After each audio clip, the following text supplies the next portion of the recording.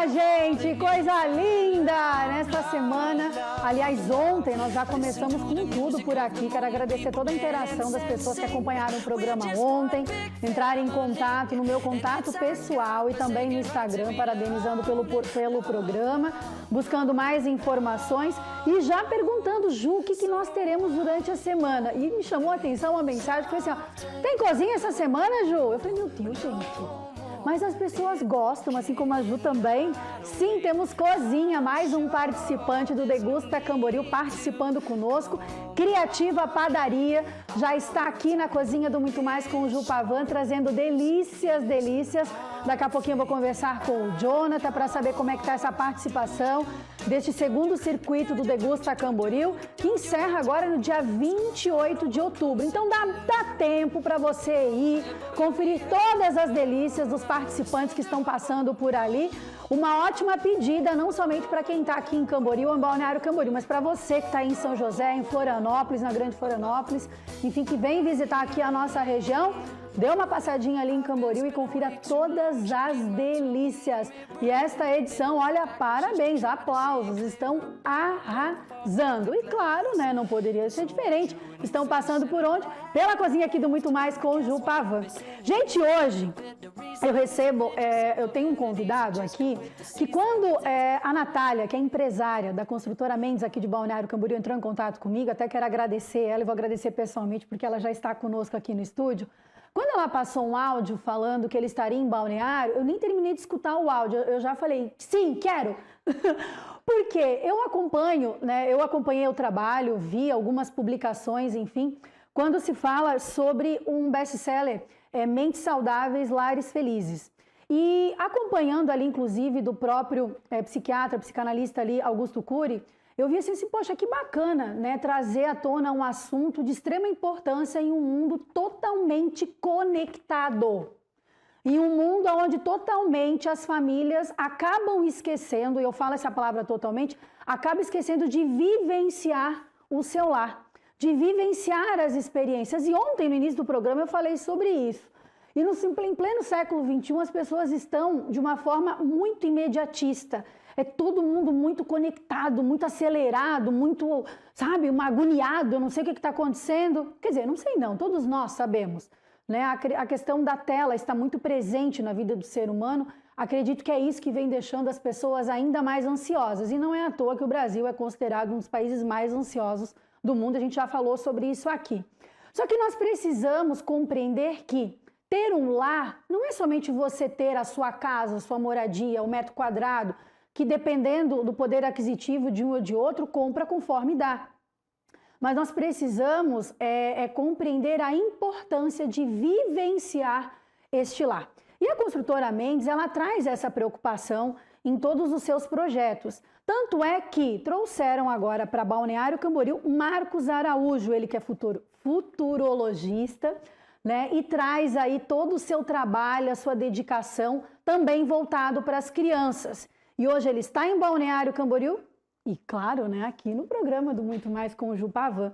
E eu começo o programa conversando com eles, inclusive dando boas-vindas, né, para a Natália, que é a primeira vez que participa conosco, né, Natália? Estou aqui, um prazer, muito obrigada por aceitar estarmos aqui, né? Eu acho que o Marcos é uma pessoa que tem muito a agregar, não só ao mercado imobiliário, né? Ele é o principal escritor do Brasil, do mercado imobiliário, mas eu acho que ele traz essa conexão do Mentes Lares, ter o produto, desenhar o produto. Desde o primeiro livro dele, ele diz e ensina aos construtores como desenhar o produto adequado para as tendências e para os novos públicos consumidores. Então, eu acho isso incrível. O nosso mercado imobiliário aqui é incrivelmente desenvolvido, totalmente fora da curva do mercado nacional. Exato. Então, o Marcos estar aqui, eu acho que é muito importante.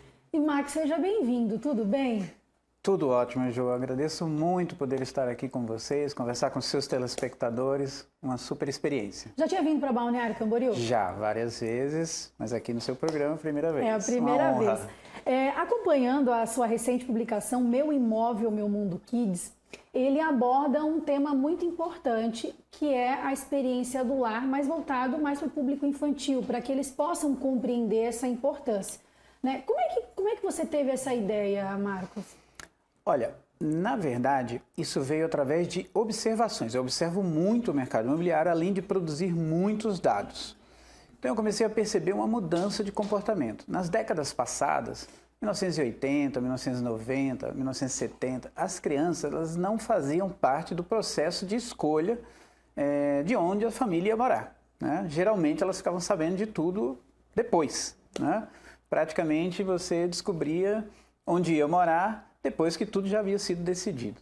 Então, todos nós passamos por isso. Tá? Quem nasceu antes de 2000 sabe bem o que eu estou falando. Mas, observando o comportamento recente, eu comecei a observar que as crianças estão envolvidas no processo de decisão, né? Na verdade, nós temos aí uma diminuição da quantidade de crianças dentro dos domicílios ao longo do tempo, né?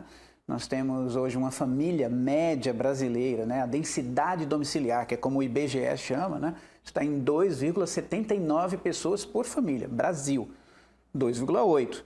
Nós caímos de 3,8 na virada do século para 2,8 em 22 anos. Nossa. Então é como se todas as casas tivessem menos uma pessoa. Exato. Né? Isso tornou as crianças um perfil protagonista, porque são 3, né? Normalmente ali pai, mãe, um filhinho, uma filhinha. Então eles passaram a integrar o núcleo das decisões, né? É bem interessante isso porque mostra uma grande mudança de comportamento. Detalhes importantes como ter um bosque, um jardim, ter a presença do verde, a sustentabilidade. As crianças assistiram nos últimos 20 anos inúmeros filmes, inúmeras programações que mostraram as abelhas, por exemplo, totalmente humanizadas, com família, com nomes, né? Os desenhos mostraram a parte, vamos dizer assim, humanizada disso. Então elas se preocupam com isso. Hoje é muito comum, por exemplo, quando a abelha entra em casa ou no apartamento, papai e mamãe correm para abrir a janela para a abelha sair viva. Sim. Né? Se fosse em 1980, ela ia sofrer ali com um pano de prato, entendeu? Levar uma chinelada. Isso. Ela ia sofrer com pano de prato. Então é outra consciência. E se por acaso aquela abelha vier a perecer, aí você vai observar uma grande tristeza da sua filhinha, do seu filhinho, entendeu? Ele vai ficar triste por muito tempo. Então os pais estão muito preocupados com isso e hoje as crianças realmente integram o núcleo de decisão, né? Elas escolhem o quarto, a decoração.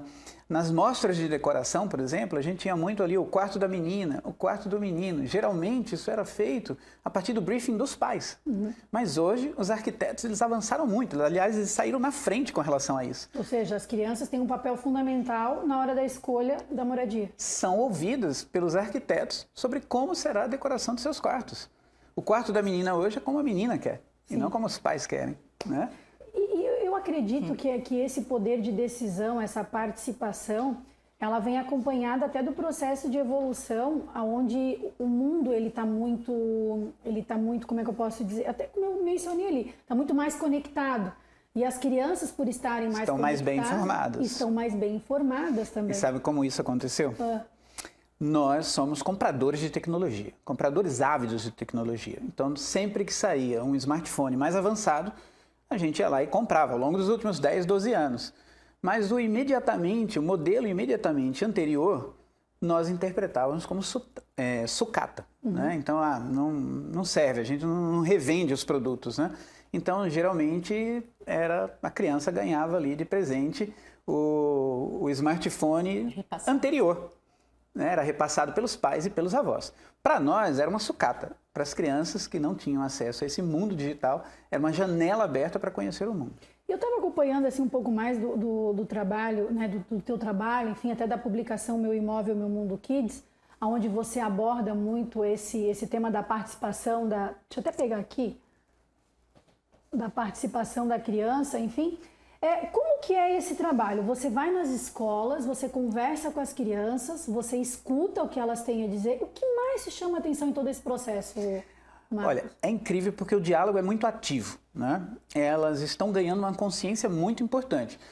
Como você falou logo no início, nós temos um mundo mais estressado. Mas não é só por causa das nossas telas, não, tá? Não é só o nosso tempo de tela, não. Olha. É porque a casa está mais cheia. Se nós fizermos uma reflexão aqui, cada um de nós tem um endereço, né? Você mora num apartamento, num condomínio, numa casa num condomínio, o outro mora num bairro, mas na verdade é um endereço só. Nosso condomínio se chama Planeta Terra. ele não aumenta de tamanho ao longo dos anos, tá? São 510 milhões de quilômetros quadrados, 360 milhões é água, então sobra muito pouco, a gente tem que descontar a Sibéria, o Saara, a Amazônia que tem que ser preservada. Tirando tudo isso, sobra muito poucos lugares para a gente habitar. Então, a densidade no planeta ela está aumentando. Em 50 anos, nós saímos de 27 pessoas por quilômetro quadrado para 50 pessoas por quilômetro quadrado. E o mundo está mais verticalizado também. Mais verticalizado. Ele está mais estressado em função de que a casa está mais cheia. Sim. Quem nasceu em 1970 tinha 3 bilhões e 500 milhões de vizinhos. Hoje é 8. Quem nasce agora tem 8 bilhões de vizinhos ao sair na calçada, né? Então, o espaço não aumentou, nós tivemos que verticalizar as cidades. Então, realmente, o trânsito está mais estressado, porque tem mais gente para o mesmo espaço. Nossa densidade está aumentando e ainda deve continuar aumentando até 2050. Chegaremos a 9 bilhões de pessoas, né? No mesmo espaço. E esse é o único condomínio, nenhum outro incorporador. Aliás, ninguém sabe quem incorporou, né? Entendeu? Temos aí a incorporação da Terra tem 4 bilhões e 500 milhões de anos. E temos uma possibilidade de outros planetas, né? Mas está muito distante ainda, acabou de ser adiado, né? De 2036 para 2050, a chegada a Marte, por exemplo, que seria um segundo condomínio. E ali, né, você estava falando ali, né? Hoje nós temos cerca de 8 bilhões de pessoas no mundo, né? Que nós estamos falando. Mas quando você fala sobre o número de pessoas em moradia no lar, também diminuiu, está em torno de 3 pessoas. 3 pessoas. Em torno de 3 pessoas. Só que é interessante nós falarmos, inclusive nós estávamos conversando aqui antes de iniciar o programa, que grande parte da nossa vida a gente não presta atenção nessas pessoas que convivem no mesmo espaço. Estamos muito mais interessados em saber o que essas milhares de pessoas, bilhões de pessoas estão fazendo, por quê? Através da tecnologia. Esse interesse ele acaba aflorando cada vez mais. Isso você conversa com as crianças? Sim, na verdade, só para ter uma ideia de estatística, tá? A Data Store, que é especializada em demanda imobiliária, ela tem uma medição muito importante, assim, extremamente preocupante, até para o próprio mercado imobiliário. Nós temos 3 pessoas em média em casa e temos 6 telas conectadas à internet dentro das casas. Meu Deus, gente, muito mais tela do que pessoa. Muito mais tela do que pessoas. Né? Certo? Então, agora, por exemplo, há 30 anos atrás, ou 20 anos atrás, as pessoas dividiam um microcomputador ali, que ficava naquela mesinha especial da casa, né? Então, tinha uma divisão ali. Agora não, cada um fica no seu mundo particular, no seu smartphone.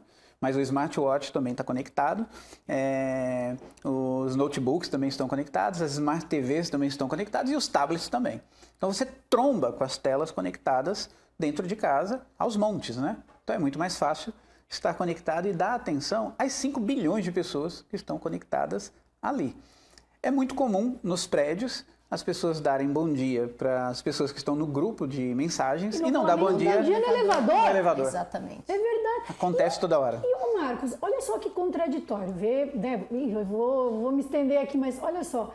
As pessoas hoje em dia, me corrija se eu estou errada, Natália, você, né, que é responsável, assim, né, como a própria construtora, enfim, de trazer um lar, de trazer a moradia para realizar sonho, enfim, das pessoas, as famílias estão buscando cada vez mais esse espaço para as crianças, ou seja, atendendo o pedido das crianças, por brincar, para trazer mais a natureza para próximo, aquela coisa toda.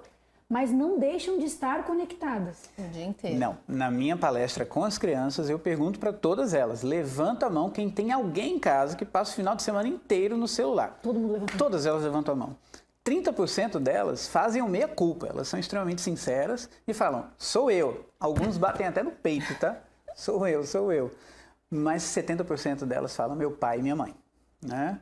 Então, o nosso tempo de qualidade num mundo tão acelerado em que há apenas uma criança em casa, aí, em média, né?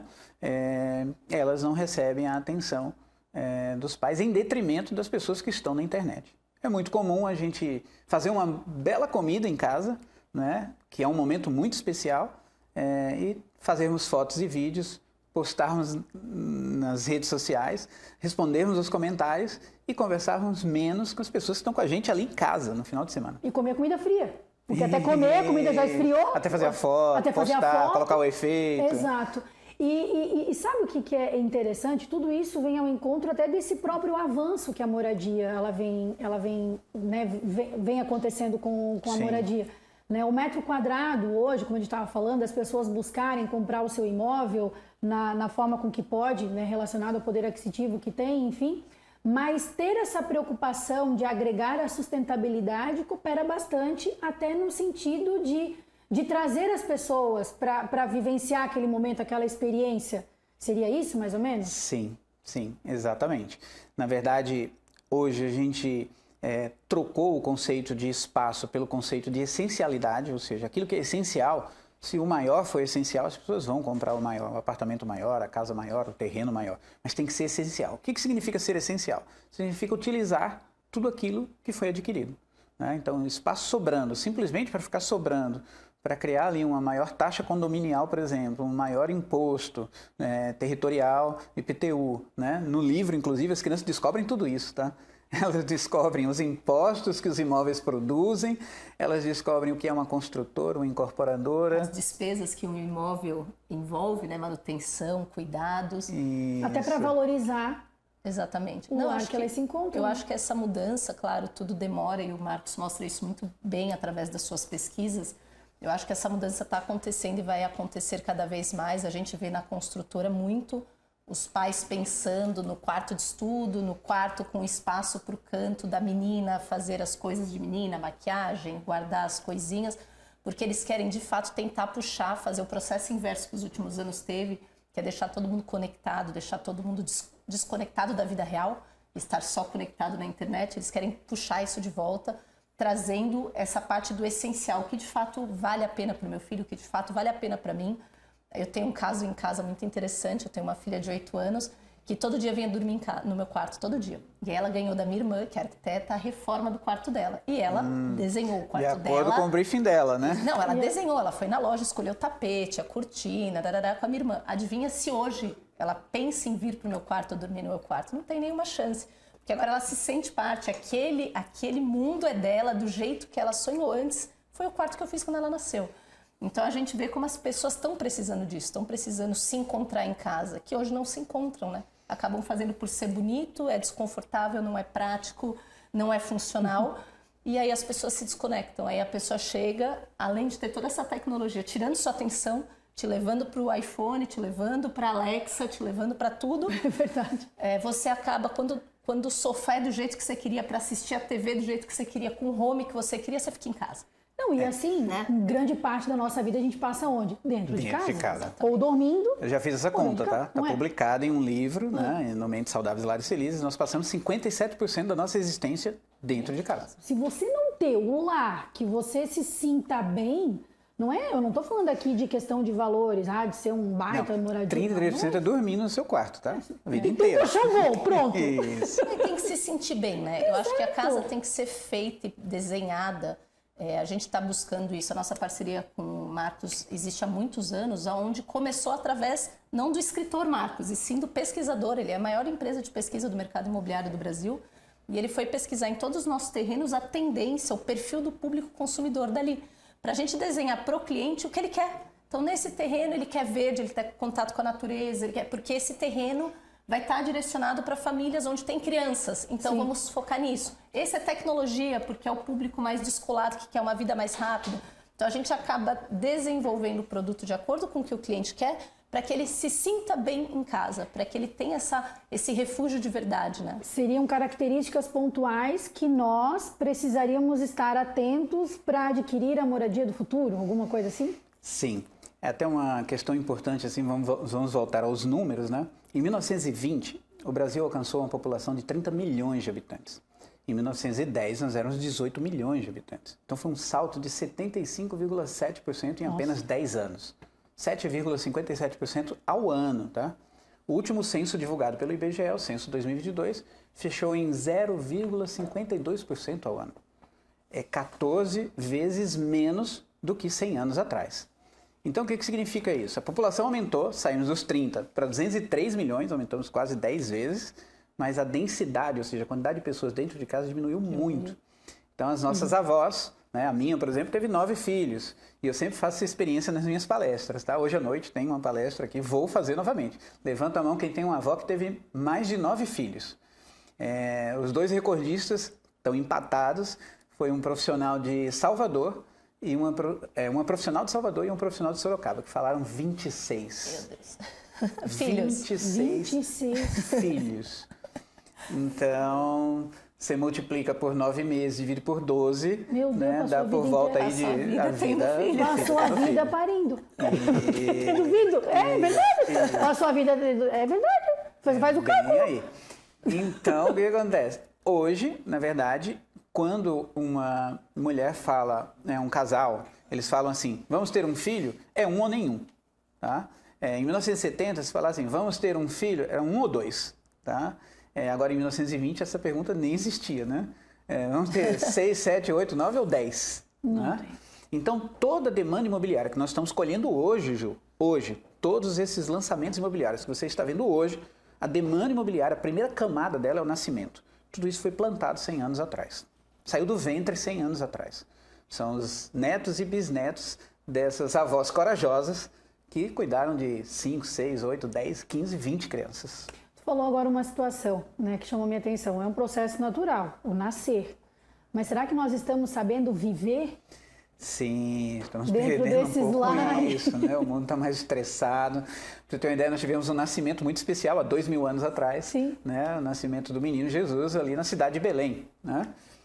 Não havia lugar para ele nascer. A cidade estava lotada, né? Eu pergunto para as crianças na minha palestra, vamos perguntar hoje para elas, onde nasceu o menino Jesus? Todos eles vão falar no celeiro. Celeiro. Pergunto para os adultos, eles falam no estábulo. Né? Tô chegando um pouco mais próximo da realidade. Né? Essa versão é romantizada. Na verdade, ele nasceu num curral de animais, né? Numa hospedaria, né? Onde eles ficaram nos fundos. Tudo a manjedoura, isso você conversa com as tudo crianças. com as crianças, tudo com as crianças, tá? Então, ele nasceu, ele não tinha um lugar para ficar. Então, eu pergunto para todos eles, quem hoje pela manhã acordou num quarto muito bacana, em sua casa, em seu apartamento, levanta a mão. Todo mundo levanta a mão. Mas o menino, muito especial, nasceu há 2000 anos atrás e não tinha um quarto. Mas veja bem, Ju, nós estávamos falando de um mundo no século I com 230 milhões de pessoas. Já não havia espaço disponível. Já não tinha. A habitação já estava faltando. No século I, com 230 milhões de habitantes. Hoje nós temos 8 bilhões de habitantes e os imóveis continuam em falta. Eu ia falar agora, os imóveis parece que, por mais que a gente acompanhe todo esse processo de evolução, a habitação, ela está em falta para muitas pessoas. Sim, né? E o livro trata sobre isso e também. E o livro trata sobre isso também, que é uma realidade que a gente precisa levar para essas futuras gerações. Sim. Né? Marcos, falando um pouco aprofundado na forma com que você se dedica, né, em pesquisas relacionadas até à própria construção civil, por que despertou isso em você? O que teve esse insight de você realmente se dedicar a essas pesquisas e se dedicar à própria moradia, a pesquisas no sentido de como constituir um lar, de como vivenciar, o que isso é importante para a família? Sim, eu sou estatístico, então assim, minha vida são os números, eu gosto muito dos números. Então como estatístico, a gente sempre tenta se dedicar a algo que a gente consiga explicar um fenômeno. Seja um fenômeno da natureza, né, que depende, por exemplo, o fenômeno dos eclipses. Acabamos de ter aí um eclipse, né, muito importante, raro. Esse fenômeno é físico, então ele é matemático, ele é extremamente previsível. Existem outros fenômenos que não são previsíveis, que dependem de decisões humanas. E aí entra a estatística, que conta com a aleatoriedade. Então, o fenômeno do morar, né, adquirir um novo imóvel ou alugar um novo imóvel, como esse imóvel será, depende muito da opinião e do momento. Né? Então, por exemplo, nós tínhamos 3 quartos em 1970, sim, mas tínhamos 3, 4 filhos, então eram 2 beliches no mesmo quarto, entendeu? Agora não, as crianças têm um quarto só para si, com decoração específica para elas. Então isso tudo muda ao longo do tempo. Então o meu foco era explicar um fenômeno. E o mercado imobiliário foi me chamando aos poucos, né? A gente sempre fez estudos para vários segmentos, mas mergulhamos no mercado imobiliário há pelo menos aí 25 anos. E analisando todo esse processo de evolução da própria construção civil, dos lares, enfim, o que você destaca mais na questão da importância para o nosso futuro? para poder trazer um pouco mais a presença, para vivenciar essas experiências que nós precisamos com a nossa família dentro do nosso lar? Muito bem. Nós estamos vivendo um momento da sensibilidade. As pessoas estão trocando metros quadrados por momentos especiais dentro de casa. Eu vejo muito assim nas mostras de decoração, né? Em ambientes muito bonitos ou mais simples, né? Que foca-se muito nos produtos e menos nas pessoas, né? Na verdade, tudo existe para as pessoas. O imóvel vazio, ele não faz sentido, né? Tem que ter alguém para habitar. Então eu comecei a entender que os números somente não eram suficientes para explicar tudo. Eu precisava mergulhar nos comportamentos, eu precisava das palavras. Então, com a estatística, eu produzi números assim ao longo de 29 anos, né? Mas os últimos 5 anos eu tenho me dedicado às palavras. Porque eu entendi que os números sem as palavras não são nada. Não são nada. 2, por exemplo, podem ser 2 metros quadrados, 2 metros cúbicos, 2 euros, 2 reais. Muda completamente o significado quando eu adiciono as palavras. Então, os escritos vieram em função disso. Eu acabei gostando, as pessoas gostaram também, né? Nós estamos aí agora com mais de 112 mil exemplares já nas mãos das pessoas, mais de 20 milhões de páginas, né? O livro Mentes Saudáveis e Lares Felizes foi top 1 em todos os rankings, né, do Brasil, com Augusto Cury, foi top 1 da Veja, top 1 da Publish News, e foi um dos 5 livros sobre humanização que mais bombou na Bienal do Livro agora no Rio de Janeiro, entendeu? Todo um histórico, né, de sucesso e que vem justamente para poder impactar de forma positiva os lares e as famílias. E olha, quando eu conversei sobre o livro Kids com a Natália, ela respondeu em menos de 30 segundos.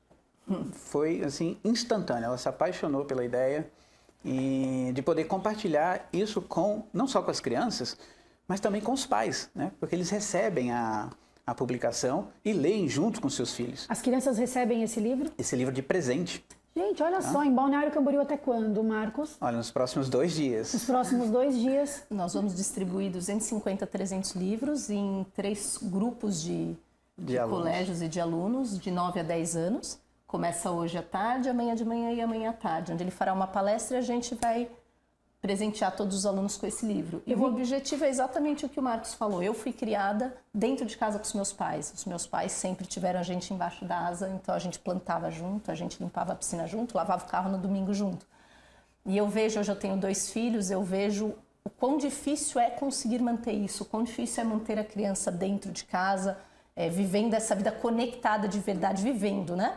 As crianças, os meus ainda não estão na fase do celular ou do videogame, mas a proximidade deles é a que vai entrar isso, e a gente vê os pais no celular ou na Netflix, isso é o padrão, e os filhos no videogame, e eu acho que isso a gente está desconstruindo a família. Então, quando o Marcos falou, eu falei, não, tendo 2 filhos, sendo do mercado imobiliário, te conhecendo há tanto tempo, imagina, não tem como estar fora dessa ação junto às crianças da nossa região. E na tua visão, tem como reverter isso? Tem. O grande antídoto para o tempo de tela e a alta velocidade que nós somos submetidos na internet é fazer as coisas que nós aprendemos antes do ano 2000. Voltar. Volta. Cozinhar, por exemplo. Ao invés de pedir no aplicativo, no domingo, cozinha. Rala o queijo, faz o raladinho. Vê a velocidade. Não dá, você consegue... Mas tomate não, vamos fazer a massa tomate em casa, não sou assim. Você consegue fazer, ralar o queijo na velocidade 2? Não, você consegue o áudio no aplicativo de mensagem na velocidade 2. Verdade. Ralar o queijo não dá na velocidade 2, é na velocidade 1. Na velocidade que o nosso cérebro está adaptado há milhões de anos. Na velocidade 2 quebrou tudo isso, né? Então, quem ouve áudio na velocidade 2 sabe bem o que eu estou falando. É verdade. Você acha que ganha tempo, no final você fica mais estressado, você perde tempo, na verdade, né? Algum tempo precioso, por exemplo, para relaxar, para dormir, né? Gente, eu adorei conversar com o Marcos. Sabe o que eu faço? Eu agoo plantas, eu tenho muitas plantas em casa. Eu tenho muito tempo de tela, tá? Meu relatório de tempo de tela, assim, é absurdo, porque eu trabalho muito na internet. Mas eu tenho um antídoto, então, assim, eu cozinho e eu agoo minhas plantas. Eu tenho muitas plantas em casa, muitas. Eu tenho uma floresta em casa. Então eu vou lá, eu agoo cada uma delas, porque não dá para colocar a mangueira e a água na velocidade 2. Aí tu vai lá, é o tempo que tu tem para poder relaxar. Cada um escolhendo a sua forma de poder trazer coisas que você aprendeu antes de 2000. Porque o que você aprendeu depois do ano 2000? Facebook, Instagram, TikTok, WhatsApp. Deixando o povo tudo doido. Mas, o fato é, tem como reverter a situação. Isso. Tem como reverter a situação. Marcos, adorei te receber aqui. Natália também, muito obrigada. Um bate-papo muito interessante, um assunto muito importante que nós iremos compartilhar, inclusive, nas redes sociais aqui da TVC Panorama. Eu quero saber o que você achou desse bate-papo. Entra lá nas redes sociais também do Marcos Araújo para você acompanhar um pouco mais desse trabalho. Inclusive, eu tenho em mãos aqui, ó, Meu Imóvel, Meu Mundo, que é um livro destinado, né, direcionado às crianças. Um bate-papo que rola nas escolas, enfim, com o mundo infantil, por Marcos Araújo. Muito obrigada. Imagina, eu que agradeço a honra de participar. Eu que agradeço. Obrigada, viu, Natália? E parabéns pela iniciativa. Obrigada. Adorei. Gente, nós vamos para um breve intervalo. É rapidinho. No próximo bloco eu volto aonde? Lá na nossa cozinha, porque hoje temos cozinha aqui no Muito Mais. Voltamos já já.